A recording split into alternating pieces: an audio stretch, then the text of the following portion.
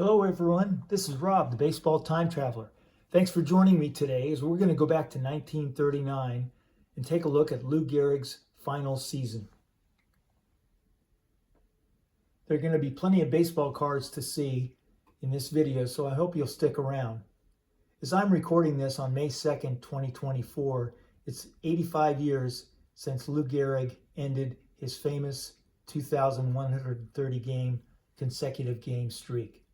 But before we take a look at that game and others, I want to go back to March of 1939 and observe the Yankees at their annual training camp at St. Petersburg, Florida, Miller-Huggins Field. Lou and his teammates were working hard to get in shape, prepare for the 1939 season after coming off a World Series championship in 1938 against the Chicago Cubs. They swept that series and were optimistic for a very good, successful 1939 season. Lou was working very hard to get in shape, but for some reason this year, unlike his previous 15, 16 years in the Yankee organization, he was really struggling physically. His throwing, his fielding, his hitting was all very challenging for him. Any balls that he hit, he felt he had no power, was having a hard time even getting the ball out of the infield. But he persevered, tried his best to get himself ready for opening day. There were concerns that he was continuing to physically decline, and many observers at spring training had said he had lost his step and would never be the same again. One writer quoted, "They used to say Gehrig carried the Yankees, but now they're saying the Yankees are carrying Gehrig." And that's the last thing Lou wanted. He was such a team player. We move now to opening day at Yankee Stadium, April 20th, 1939, with an attendance of 30,278 to watch the Yankees begin the 1939 campaign. Unfortunately, Lou went 0 for 4, and he was unable to shake out of his spring training slump. Fast forward 9 days to Saturday, April 29th, a fairly sparse crowd at Yankee Stadium, and the fans were kind of scattered throughout the stadium as the Senators came into town to play the Yankees. Lou was batting 5th in the order, and this was his 2,129th consecutive game. He stood in against Ken Chase of the Senators. Here's Ken's 1939 card.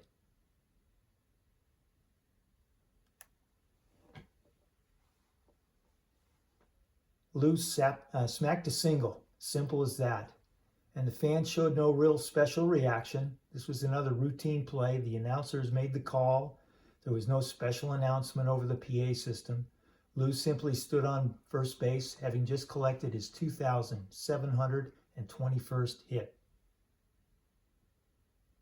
which would end up to be his final hit. Next day, Sunday, April 30th, attendance 23,712. The Yankees entered the game on that morning, April 30th, with a record of 5-2. And look at that lineup.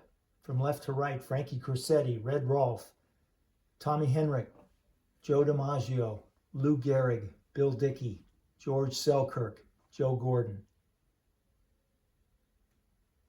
The starting pitchers for the day were Orel Hildebrand of the Yankees,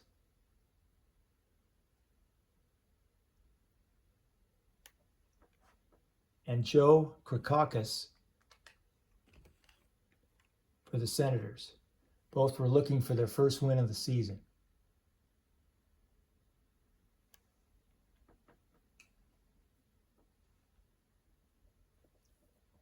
Here are the lineup cards for the Senators and for the Yankees.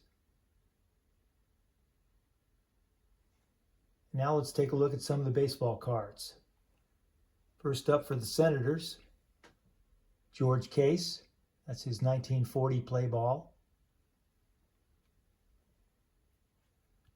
Next, Buddy Lewis.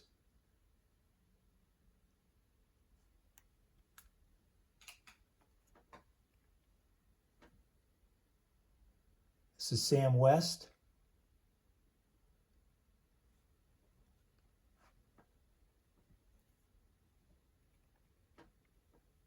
Cecil Travis.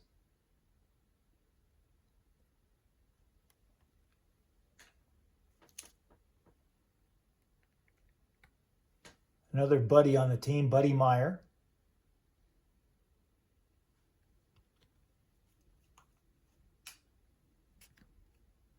Taffy Wright. This is his exhibits card.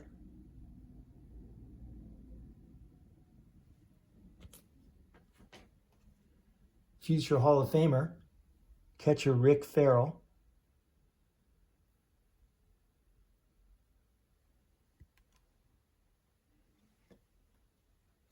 And I also have Jimmy Wasdell. I don't have a card for him, but that's a nice photograph of Jimmy Wasdell.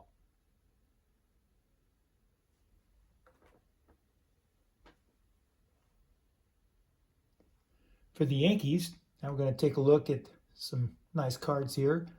We have in his 1935 Diamond Stars card, Frankie Crosetti at shortstop.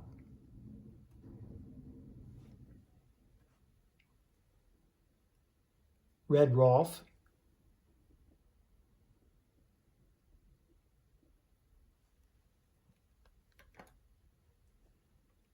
Here's Jake Powell in his 1939 play ball.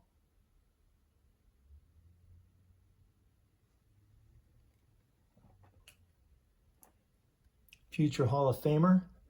This is the 1936 Gaudy wide pen of Bill Dickey. It's a beautiful card. Received the 1 grade because the back of the card is trashed. It was removed from a scrapbook apparently. But fortunately I have a 1940 play ball, 39 play ball of Bill Dickey. What a great player, great man, very good friend of Lou's. Speaking of Lou, this is his 1982 Diamond Classics. I aspire someday to own a Playing Days Lou Gehrig card, but I'll have to wait for that. Perhaps maybe at the National coming up in Cleveland in July.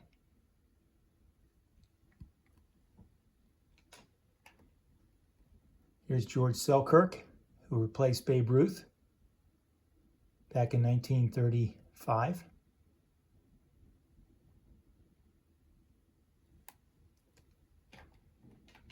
And a second George Selkirk, another Diamond Stars card. Really like this set. Beautiful artistry and colors. And I would be remiss not providing you the home plate umpire for the game.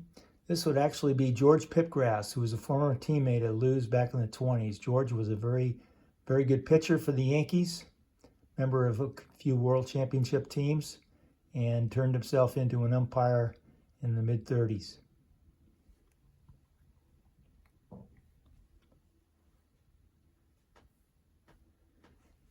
Next is Joe DiMaggio. I'll make a note here that he was injured actually on April 29th, and he didn't play in Lou's final game. He sustained a pretty serious injury, kept him out for about a month. The Yankees were kind of concerned, but he ended up coming back. I don't have his 1940 play ball card. This is another card I aspire to someday, perhaps at the National. But here's his 1982 Diamond Classics card with a through the mail autograph that I received 42 years ago.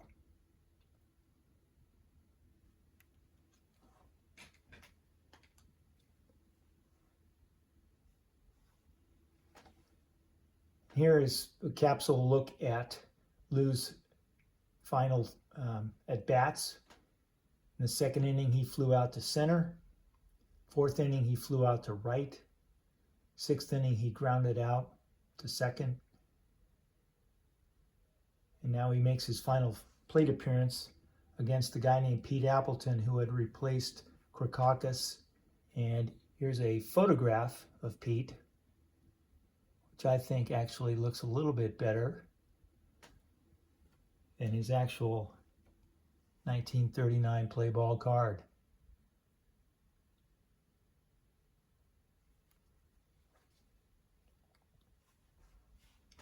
And this is Lou's final plate appearance. It's in the Yankees' 8th inning, bottom of the 8th. And there were 2 men on base, but Gehrig flied out to center. And that was it for Lou. And I'm sure he knew at that point that might be his very last at-bat in Major League Baseball.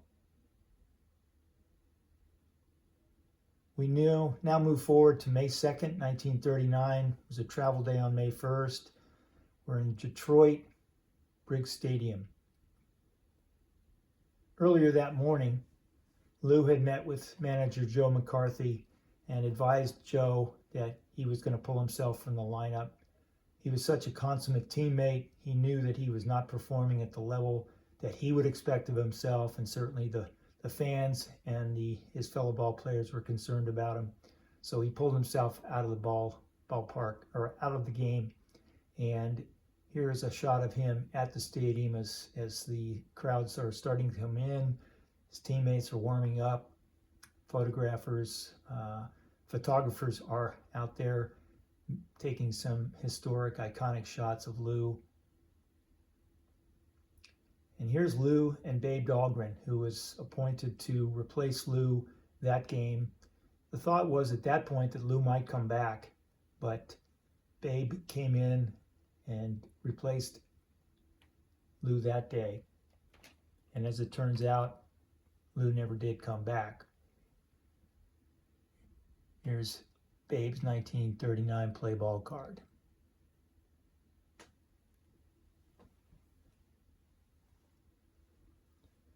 We'll take a little closer look at the game now. The Yankee starter, his future Hall of Famer, Red Ruffing,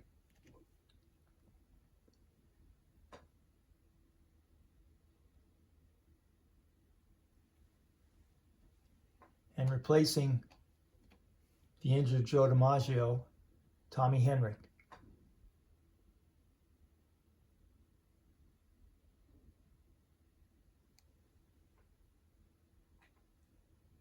Detroit's radio announcer, Ty Tyson, announced to the crowd, "Ladies and gentlemen, this is the first time Lou Gehrig's name will not appear on the Yankee lineup in 2,130 consecutive games." The crowd was stunned, but broke into a standing ovation to honor the Iron Horse. And as was Lou's tradition, he tipped his cap to the crowd, stepped into the dugout, and sat there for the remainder of the game and watched his teammates play. The next day, the press announced to the world that Lou had stepped out of the lineup for the first time since 1925. The streak was over.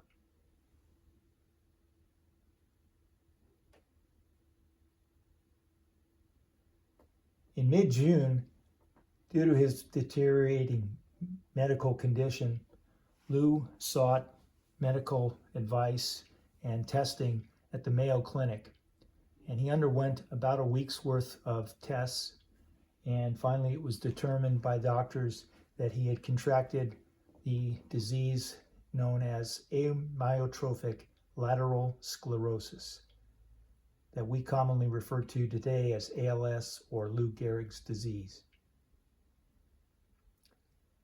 Consequently, Lou retired from the game, but between doubleheaders on July 4th, 1939 at Yankee Stadium, the Yankees and the fans saluted Lou as he made his famous speech, "Today I consider myself the luckiest man on the face of the earth."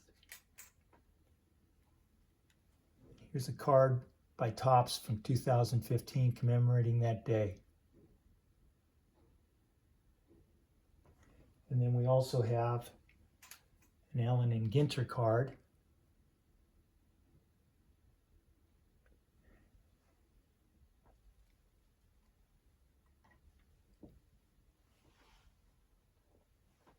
Let's take a look at Lou's career now. Some amazing statistics this young man put up. He had a .340 career batting average, 2,000 721 hits, 493 home runs, 1,888 runs scored, 102 stolen bases, 1,995 RBI. Lou had a WAR of 113.8. He was a two-time MVP in 1927 and in 1936. He won the Triple Crown in 1934, and I thought this photograph was appropriate. As you note, he was holding on to 3 bats. He was a 7-time All-Star. Take a look at that All-Star lineup for the American League. You've got Lou on the far left, flanked by Joe Cronin, Bill Dickey, Joe DiMaggio, Charlie Gehringer, Jimmy Fox, and Hank Greenberg. All Hall of Famers. Now we're going to take a look at what I'm going to call the bookends of a game well played. On June 19, 1920, Lou's 17th birthday, he made his first appearance in a national newspaper, that being the Chicago Tribune, where writer James Crusenberry prophetically wrote, "The New York boys have a 17-year-old boy of 190 pounds on first base who is a regular Babe Ruth. If he gets a hit, if he gets a high fast one, he'll slam it over the right field wall at the Cubs Park." Well, as it turns out, on June 26th, a week later, in the National High School Championship game, Lou did in fact hit a grand slam home run over the right field wall. Sadly, 19 years later, on Lou's 36th birthday, he received the devastating news that he had contracted ALS. April 30th, 1923, Lou signed with the Yankees. That day could waver 1 or 2 days here and there, but the best I could document, it did occur on or around April 30th, 1923. One date that is fixed in history is April 30th, 1939, and that would be Lou's final game. Lou hit his first home run on September 27, 1923 at Fenway Park against pitcher Bill Piercy. He hit his last home run September 27, 1938 at Yankee Stadium against Dutch Leonard. That was his 493rd home run. Lou hit his last World Series home run on October 9, 1937 at the Polo Grounds against none other than future Hall of Famer Carl Hubbell. In the 9th inning, it was a solo shot to deep right field. Here's Carl Hubbell's card. Mel Ott also played in the game. And Harry Danning, who is the catcher there depicted in the photograph. Here's Harry's card. 4-time All-Star. Future Hall of Famer Mel Ott, 511 home runs.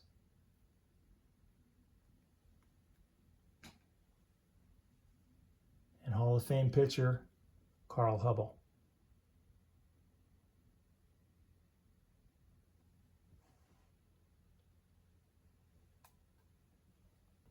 This is the 1938 National Game pin. This is the only playing days item that I have for Lou, other than a few magazines. But I cherish this. I don't have a Lou Gehrig playing days card, but I do have the pin, and hopefully it'll come into focus for you here. There it is. It's from 1938.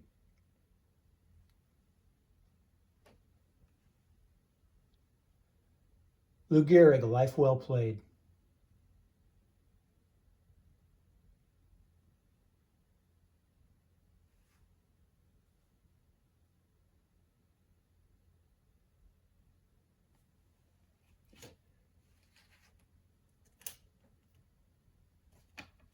And I'd like to show you some photographs as well. Some of the happier times. Lou Gehrig, Bob Feller, Joe DiMaggio. This is one of the coolest pictures I've ever acquired. Jimmy Fox, Joe DiMaggio, Lou, and Bill Dickey. Here's Lou, probably not too long after he retired, signing autographs for the kids. And here's Lou with his wife, Eleanor.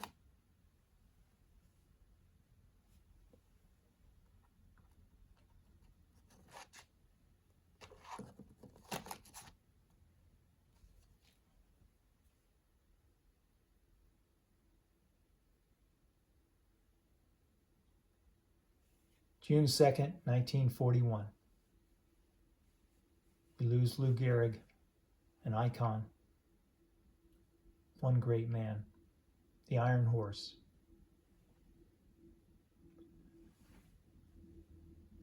On June 2nd, 1925, Lou replaced Wally Pipp. 16 years later, Lou Gehrig passed away. This is my favorite photograph of Lou Gehrig. On December 7th, 1939, the baseball writers voted unanimously to suspend the waiting period and place Lou in the Baseball Hall of Fame immediately.